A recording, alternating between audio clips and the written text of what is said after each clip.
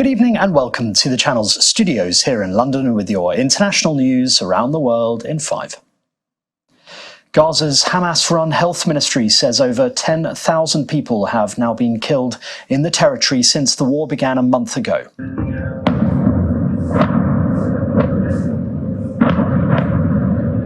Israel's military carried out one of its heaviest bombardments of Gaza overnight.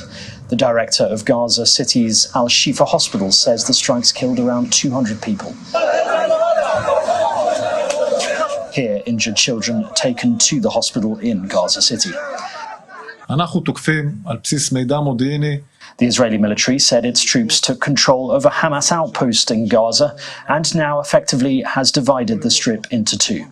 Meanwhile, all major UN agencies have said enough is enough in a rare joint statement as they repeat calls for a humanitarian ceasefire. Of course, we discussed the crisis in Gaza, and including the efforts to significantly expand humanitarian assistance to people in need, efforts to prevent the conflict from spreading to other parts of the region, and what we can do to set the conditions for a durable, sustainable, lasting peace.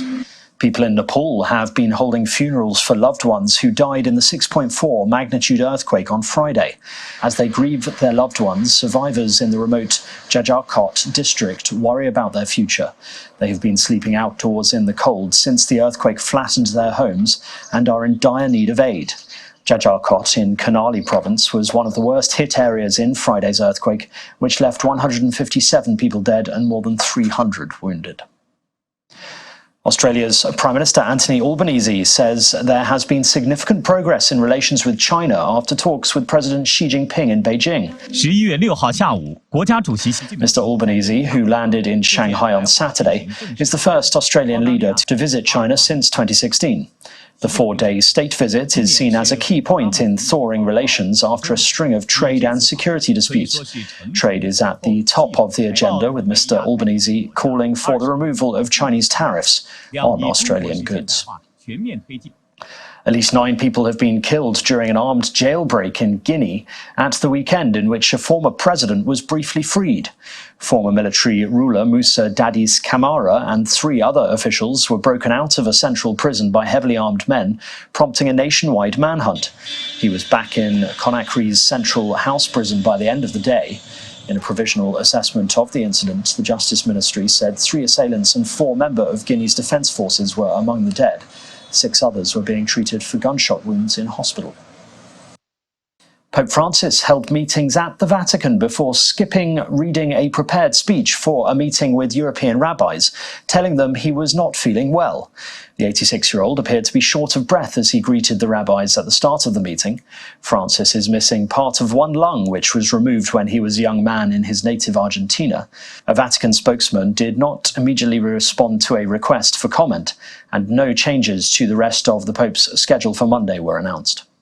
Mexicans have worn costumes and face paint disguising themselves as the iconic Mexican skeleton figure known as La Catrina, or Elegant Skeleton, at a parade celebrating the Day of the Dead.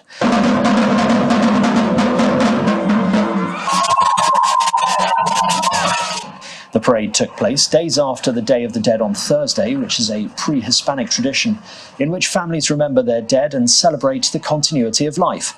Mexicans set up offerings to the dead, including photographs, food, candles, flowers, personal items, and skulls made out of sugar, skeletons of paper mache, and sweets. And Prince William has been on the winning team in a dragon boat race during his trip to Singapore. The Prince of Wales was said to have done well while competing in a race with the British dragon boating team in the country. He later met leaders, including the Prime Minister. At the weekend, he spoke to crowds in a shopping mall, with one baby in particular showing him particular adoration. He's in Singapore to attend the annual Earthshot Prize ceremony. And that's your international news around the world in 5. Now back to the channel's studios in Lagos.